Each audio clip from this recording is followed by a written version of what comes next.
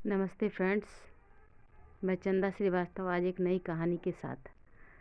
आज की कहानी आदमखोर, जो डॉक्टर उषा यादव के द्वारा लिखी गई है। सर, यह कागज़ उस घर की बहू ने आपके पास भिजवाया है। मैकेनिक जैसा दिखाई देने वाला आदमी ने एक मुड़ा तुरा कागज़ आगे बढ़ाते हुए कहा। संदीप ने अबुझ दृष्टि से उस पुर्जे को देखा जरूर, पर पकड़ने के लिए हाथ नहीं बढ़ाया। चकित कंठ में बोला, मैं कुछ समझा नहीं। देखिए, आपके बगल वाला पीला मकान है ना, मैं उनके यहाँ टेलीफोन ठीक करने गया था। आज के ज़माने में भी काला सफ़ेद टीवी कहते हैं। अभी सेकंड हैंड ख़रीदा है, पर लगता है किसी कबाड़ी की दुकान से मिट्टी के मोल उठा लाए हैं।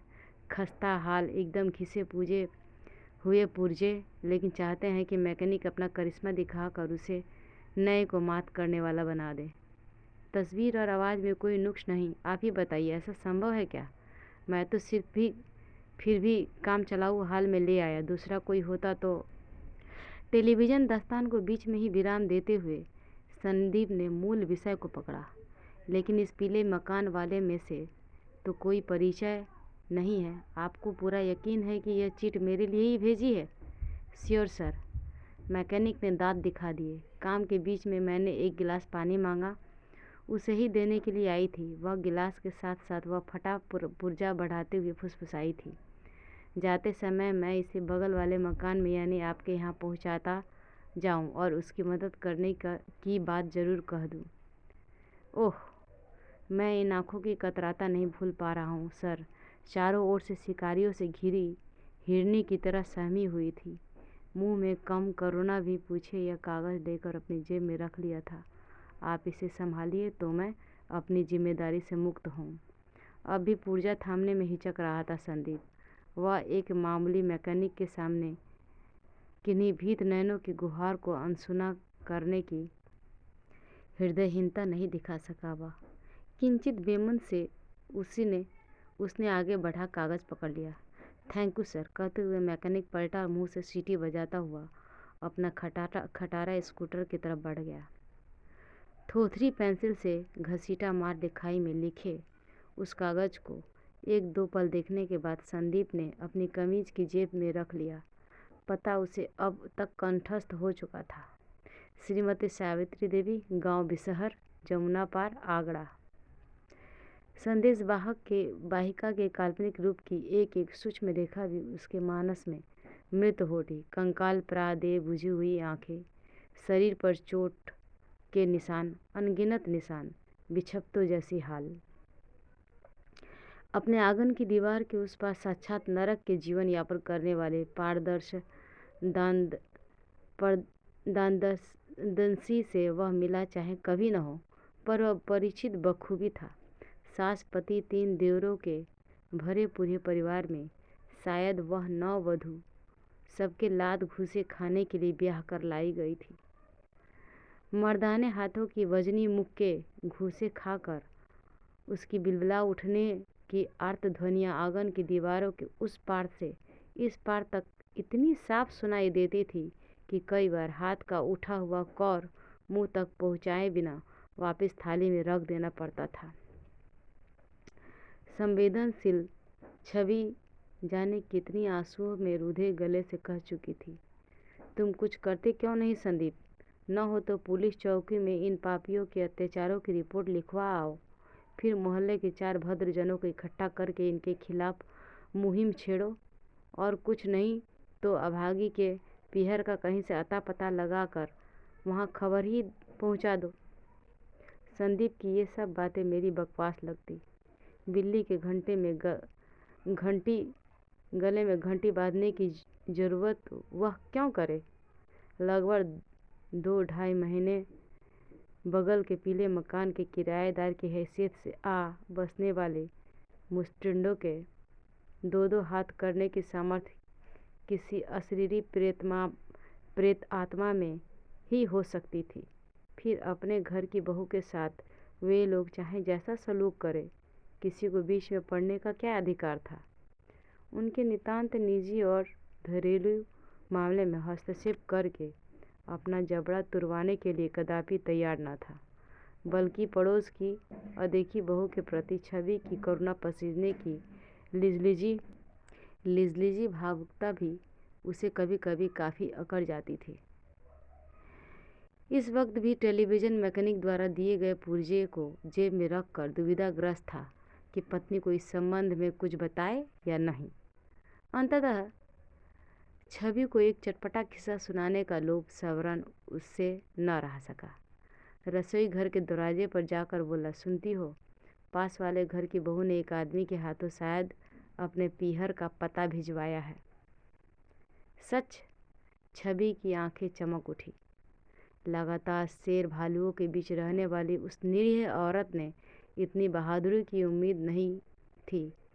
पूरी बात बताओ, क्या हुआ? कुछ खास नहीं।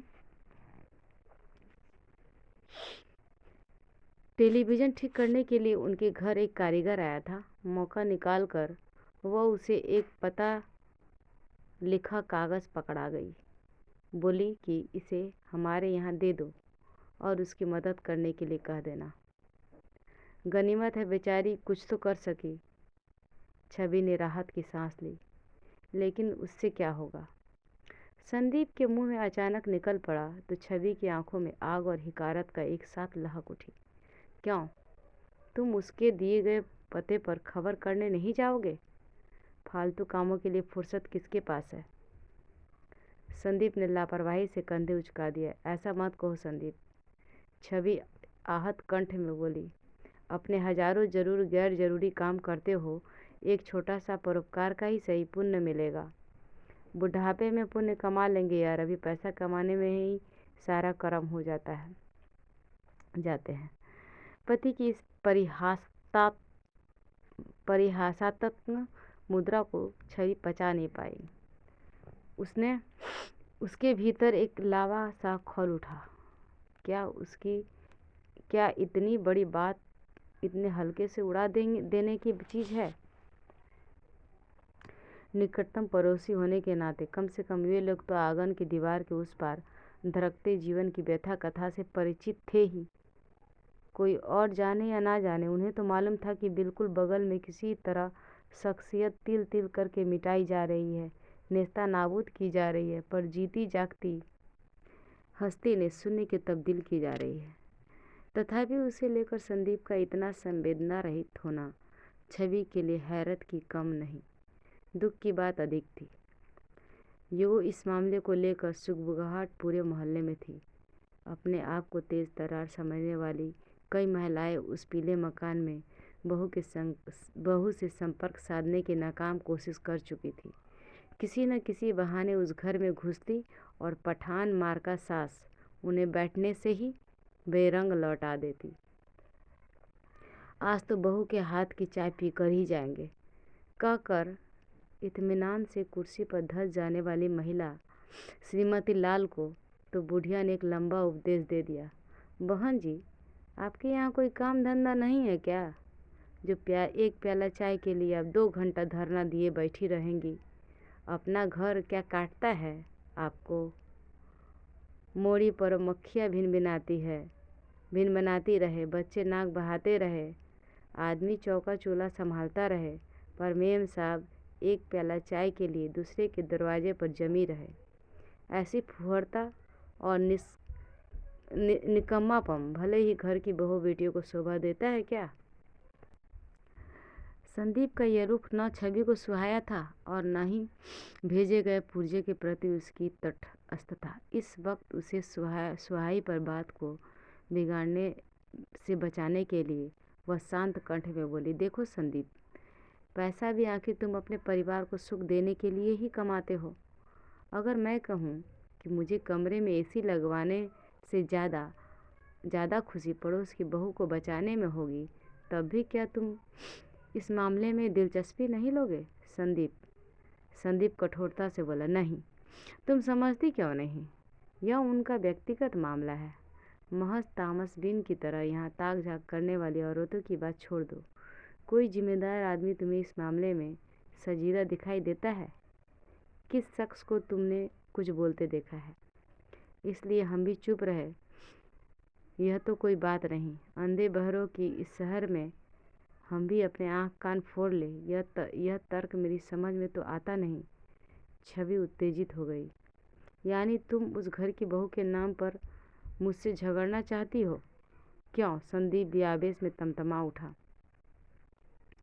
बात अब लड़ाई झगड़े की हद तक पहुंच चुकी थी। छवि ने सब प्रयास अपने आप को संभाला।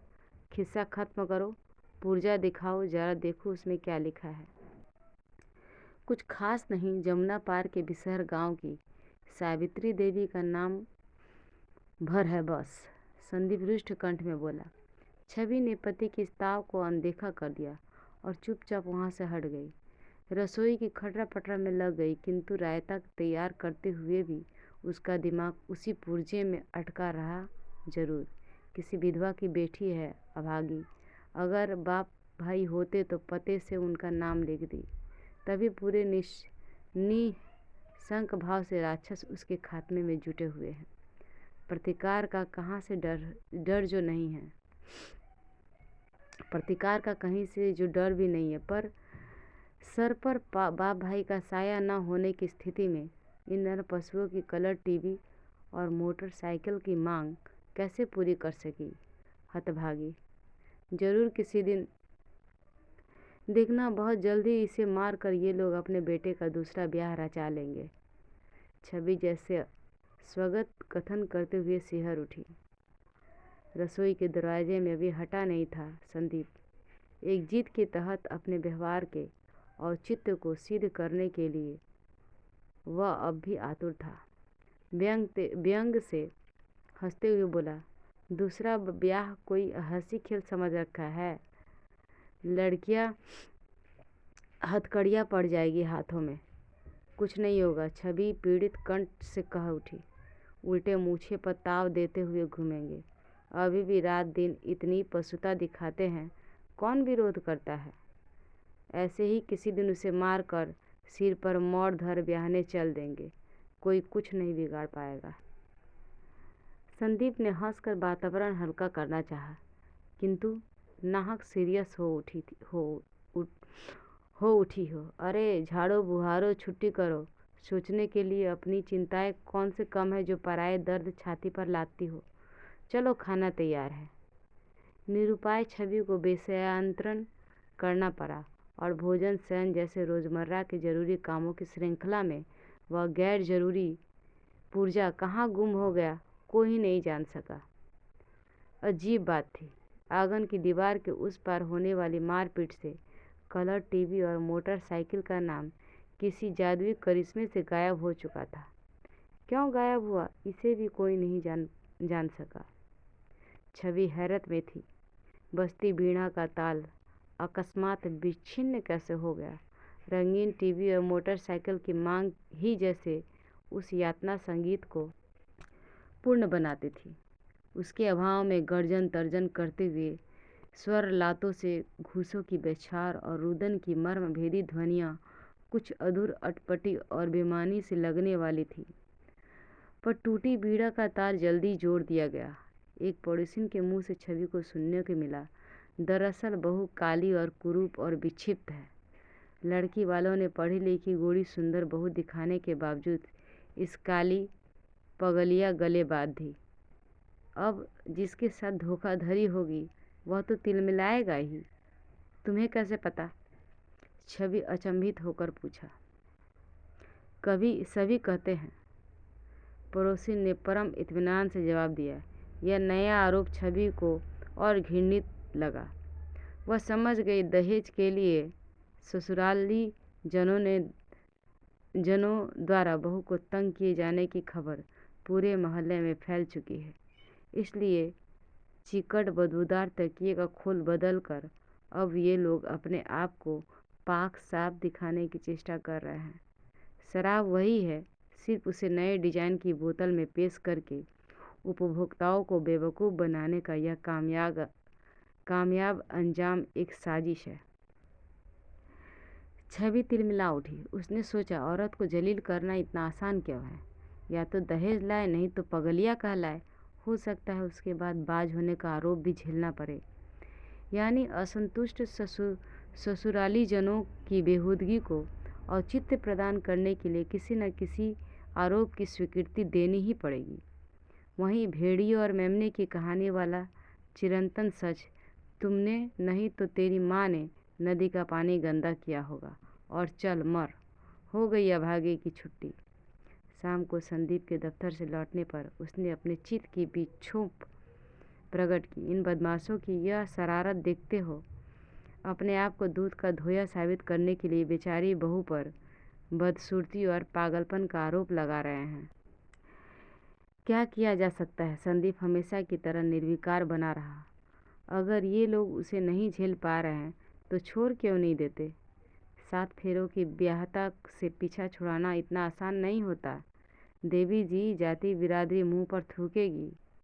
कचहरी कानून के बवाल में फंस गए तो गुजारा भत्ता देना पड़ जाएगा। समझदार आदमी है, क्यों फालतू सिरदर्द ले। वह मार पीट कर बहू को खत्म करने में कोई परेशानी नहीं है। मेरी समझ में तो नहीं है। फटाफट लाश का दाह संस्कार करो, मृत्यु प्रमाण पत्र और बात खत्म। जिंदा औरत मुंह खोलकर 1000 परेशानियों में डाल सकती है। मुर्दा देह में किसी किस्म का खतरा नहीं है। जब तुम इस सच्चाई से वाकिफ हो तो उसके पीहर से खबर क्यों नहीं कर देते? सोचो जरा, कितनी आस उम्मीद से वह तुम्हारी मदद का इंतज़ार कर रही होगी। छवि रुआसी होकर बोली। लेकिन अब तो वह पता ही खो चुका है। संदीप मुंह लटकाकर जवाब दिया। मुझे याद है। सभी उत्साहित होकर तुमने जमुना पार बिसहर गांव की सावित्री का नाम बताया था। ठीक है भाई, तुम कहती हो तो फुर्सत पाने पर यह काम कर दूंगा। संदीप चीठ कर बोला। फुर्सत के पल? छवि के होंठों पर विदुप्त भरी मुस्कान दौड़ गई। आज ही भागम भाग में जिंदगी के फुर्सत के पल है कहाँ। दफ्तर और गृहस्थी के नाना पचड़ों के बाद केवल टीवी का सिर पर चढ़कर बोलने वाला जादू, एक से एक रोचक रोमांचक कार्यक्रमों की दुनिया छोड़कर हजरत गांव की पगडंडियों के सुख का लोभ सवरण कर सके। छवि ने संदीप की ओर से किसी कदम के उठाए जाने की सारी उम्मीद त्याग दी, पर अपने मन को यह पत्थर नहीं बना सकी। न चाहते हुए भी उसका ध्यान और कान उधर ही लगे रहे। एक दिन उसे आंगन के उस पार से आने वाली ध्वनियाँ रोज से अलग लगी। वह चौंक उठी। क्या यह किसी का कराह है? सिर्फ कराह कहना उस ध्वनि का पूरा परिचय नहीं था। यह तो किसी दर्द के भंवर में पड़े हुए पीड़ा की लहरों द्वारा उठाए पटके जाते हुए वेदना के ज्वार में अवश भाव के बहते हुए जीव के निस्वस भाव में अचेतन लोक की गहराई में जा गिरने से उपजे रब की छिड़काय प्रतिध्वनियाँ थी। छवि का हृदय विदीर्ण हो उठा। कोठरी से भरे कबार में वह एक मोटी कील ढूंढ लाई और धीरे धीरे अपने आंगन की दीवार में छेद करने लगी। चूँकि यह दीवार ईंटों से बनी थी और उस पर सीमेंट का प्लास्टर नहीं था, इसलिए उसे अपने उद्देश्य से सफलता मिली। उस छोटी सी झीड़ी में निगाह टिकाकर वह बगल के पीले मकान के आंगन का हाल देख सकती थी। छवि के माथे पर पसीना झिलमिला उठा। जो कुछ उसकी आंख देख रही थी वह सच था। एक ओर के हिस्से के आंगन में चारपाई बिछी थी। भूधाराकार सास अपने पानदान खोले हुए पूरे इत्मीनान से चारपाई पर बैठी हुई थी। पान के पत्ते पर कत्था चुन्ना सुपारी के साथ आह ऊ की ध्वनियों को भी जैसे वह उसे सुस्वादु बनाने वाले पान मसाले की भांति बुरकती जा रही थी। बुढ़िया निर्लिप्त थी। वो बुढ़िया निर्लिप्त थी और उसकी बहू एक निर्जीव गठरी की तरह जमीन पर पड़ी थी।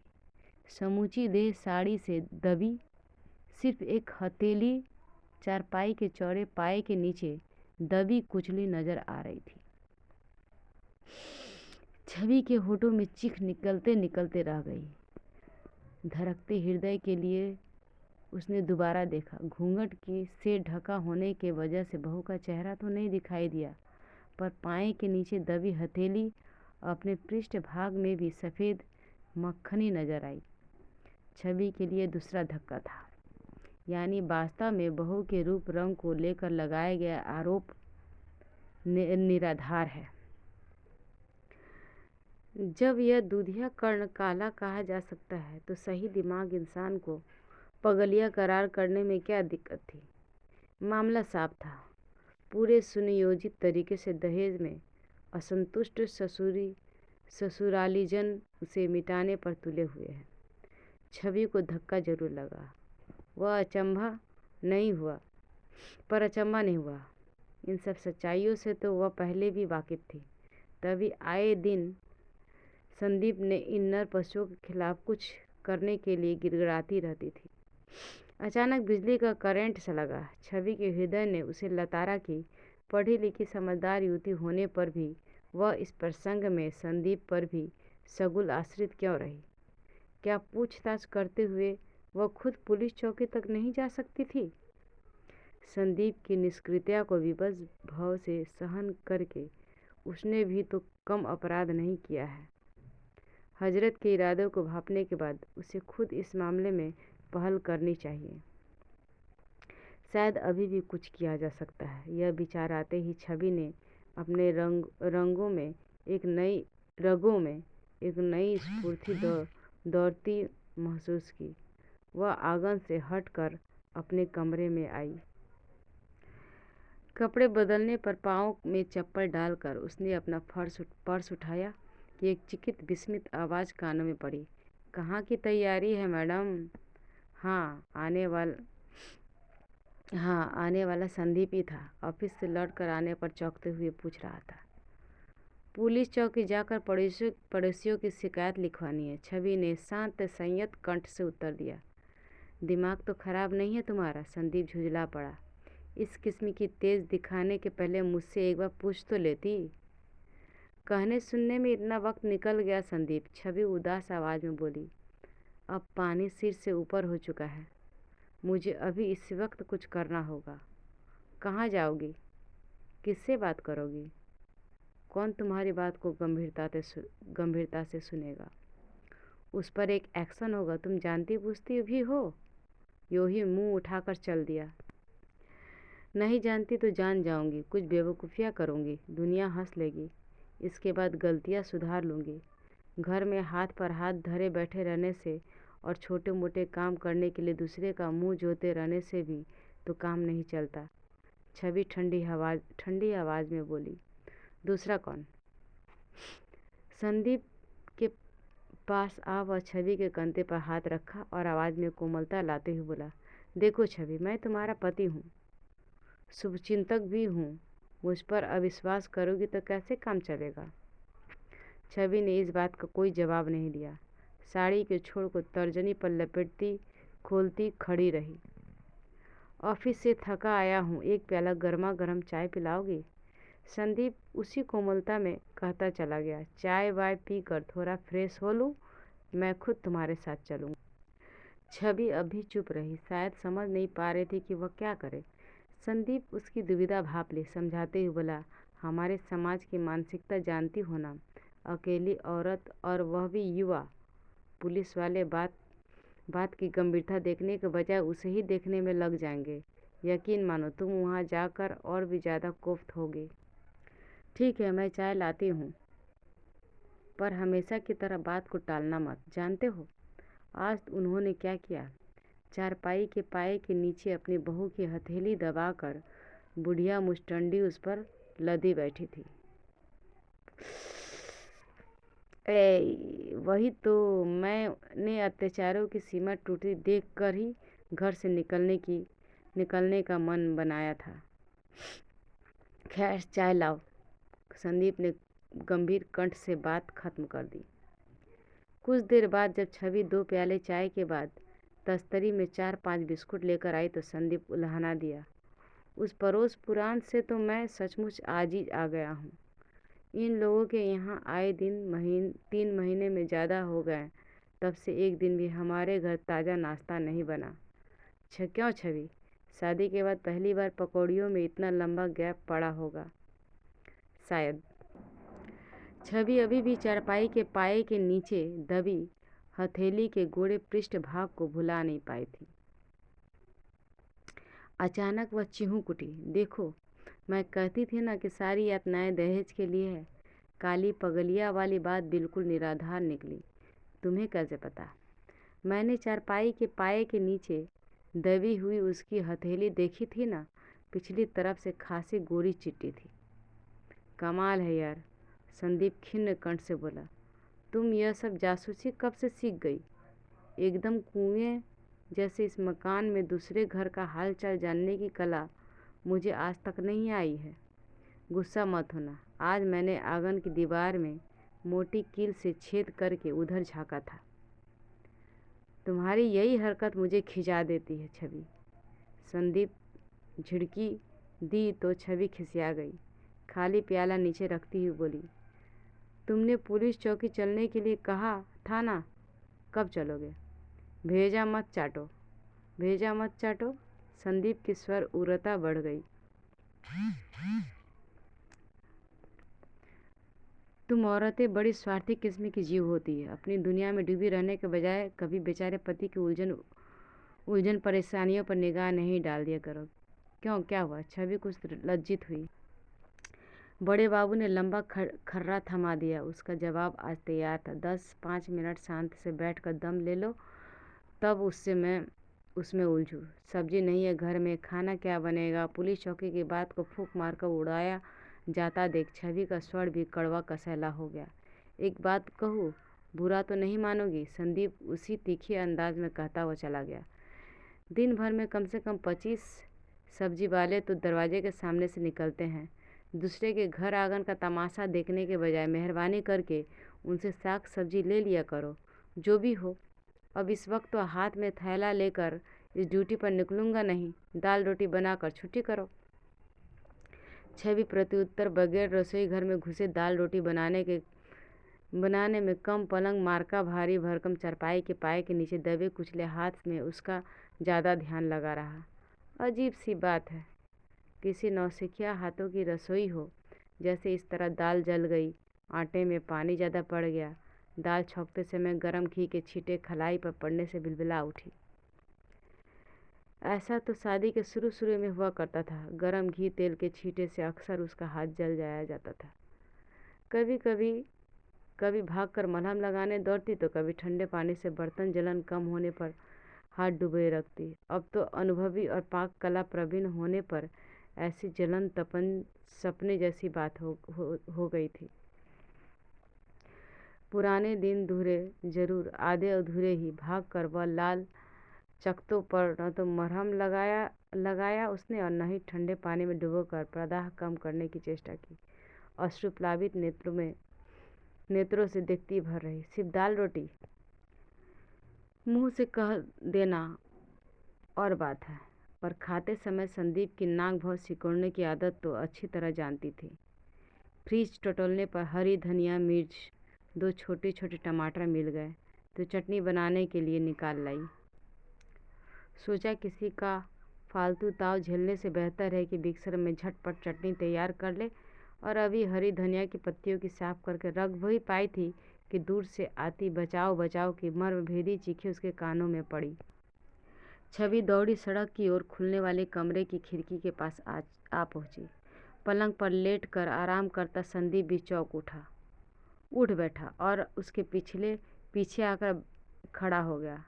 बाहर सड़क पर निगाहें पड़ते ही उनके दिल पर दहल उठे पीले मकान की असूर्य तपस्या बहू एकदम नंगी हालत में अपने घर के बाहर सड़क के बीचों बीच खड़ी थी। उसकी देह की लाश को ढकने के लिए आग की लपटें ही उसे जैसे आवरण बन गई थी। वे लपलपाती हुई नारंगी लपटें किसी उन्मीदा प्रियतम की भांति हर पल और लहक कर कभी उसकी देह से लिपटती, कभी उसे चूमती चाटती, कभी बाहु पास में बाती प्रतीत हो रही थी। छवि भय और आतंक से सिहर उठी। देखो, तुमने मुझे पुलिस चौकी नहीं जाने दिया, उन्होंने उसे मार डाला ना। संदीप ने झपट कर छवि के कांपते अधरों पर अपने अकंपित हथेली रख दी। भीचे कंठ से बोला, चुप, वे लोग सुन लेंगे। वह मर जाएगी। पति की हथेली बलपूर्वक हटाते हुए छवि तरफ उठी। मर जाने दो। संदीप का कंठ और भी भीज गया। पूरा मोहल्ला अपने घरों की खुली खिड़की व बंद खिड़कियों की संधियों के अथवा अधखुले दरवाजों से यह तमाशा स्तब्ध होकर देख रहा था। जाने कितनी आंखें सब भ्रमित ही नहीं विमुग्ध भी थी। क्या सानुपातिक देह है, क्या अंगों की गठन है, क्या संगमरमरी काया है। अपने देहाष्टि की समस्त कलुषित प्रक्रियाओं से परे वह युवती बचाओ बचाओ का गुहार लगाए जा रही थी। वह जलती रही, पल पल तड़पती रही। साक्षी जनसमूह समयों में हस्तगत हुए इन दुर्लभ क्षणों का स्वाद लेता रहा। छिछोड़े माने जाने वाले चंद लौंडे टाइप नमूनों की नहीं, नारी की अस्मिता जैसे भारी भरकम शब्दों को लेकर मंचों से आंदोलन उठाने वाले अनेक विचारशील पुरुष भी इन नयन शुंग संप्रदाय में शामिल थे। पीले मकान की वह जलती हुई बहू इनके लिए नारी नहीं, सिर्फ एक देह थी, मांसल और गुद्दाज देह, जिसे आंखों से देखा नहीं, खाया भी जा सकता था, चिंचोड़ा भी जा सकता था, फिर तस्तरी पर हड्डी की तरह डाइनिंग टेबल पर छोड़कर उठाया भी जा सकता था। संदीप की स्थिति भी आम आदमियों से अलग न थी। छवि ने अपने तन पर असंख्य चींटियों के रेंगने का एहसास हुआ। उसने मन के भीतर अजीब किस्म की रिक्तता व्याप्त हो गई जब उसने संदीप की आंखों को जलती हुई उस नारी देह के खम और उभारों पर चिपका हुआ पाया। उसे लगा जैसे पीले मकान की बहू नहीं, वह खुद निरावरण हालत में खड़ी है। वह बेगाने आदमियों की गंदी निगाहें उसे लगातार बेधे जा रही थी। तड़प कर चीख उठी वह, तुम्हें शर्म नहीं आती संदीप? आदमी हो तो जाकर उसे बचाओ, अस्पताल पहुंचाओ। नामर्द हो तो खुली खिड़की के सामने से हट जाओ। मुझे और ज़्यादा अपमानित मत करो। छवि की प्रताड़ना सुनकर भी आग की लपटों में झुलसती उस सोने की मूरत पर से आंखें हटाना संदीप के लिए कदाचित नामुमकिन होता। यदि उसी पल बिजली की तेजी से युवती की सास घर से निकलकर उसके पास न आती, अपने हाथ के काले कंबल से उसकी जलती देह पर डालकर बगैर इधर उधर देखे वह भूधरा उसे खींचते हुए घर के अंदर ले गई। अगले ही पल दरवाजे के पल्ले खटाक से बंद हो गए। पता नहीं यह सच्चाई थी या छवि का भ्रम, पर लगा कि ठीक इसी पल संदीप ने अपने सतृष्ण अधरों पर जबान फेरी। पानी से लबालब भरी नदी जिन आँखों की दृश्य सीमा ने जबरन हटा दी गई, उस तृषित नैनों के साथ हुए अन्याय की बात सोचकर छवि के होंठों पर एक विद्रूप भरी मुस्कान दौड़ गई। 3 सालों के वैवाहिक जिंदगी में उसे पहली बार एहसास हुआ कि इस आदमी के साथ शादी करके क्या वाकई वह छली नहीं गई? एक संदीप ही क्या, कामाबोश यही हालत आसपास के अनयान्य घरों की खिड़कियों से चिपकी आंखों की भी थी। अपवाद हर जगह होते हैं, यहाँ भी होंगे, छवि ने सोचा, पर मन उसी तरह बोझिल बना रहा। जलती हुई युवती की बचाओ बचाओ की गुहार जैसे उस सिहरते परिवेश में अभी भी प्रतिध्वनियाँ हो रही थी, पर ध्वनि को भी समूल रूप से नकारने वाले बधिर कान प्रतिध्वनि के सूक्ष्म संकेतों को भला कैसे पकड़ सकते थे। खिड़कियां दरवाजों के पटापट बंद होने लगे। तमाशा जो खत्म हो चुका था। कुछ उत्साही जीव अभी भी मंत्रबिद्ध अवस्था में खिड़कियों से चिपके खड़े थे। शायद उनकी नज़रों बंद दरवाज़ा खुलने का नज़ारा दिख जाने की उम्मीद थी। दरवाज़ा खुला भी करीब आधा पौन घंटा बाद। इस बार युवती का पति बाहर निकला और तेजी से एक ओर चला गया। कुछ देर बाद एक बग्घी नुमा गाड़ी लेकर वह लौटा और उसे थाप देते हुए दरवाज़ा खोलकर उसे अंदर घुसा लिया। क्षण इस वक्त अपनी काल सीमा त्याग कर युग बन चुके थे। कई जोड़ा जिज्ञासु नेत्र अब भी खिड़कियों से चिपके हुए थे।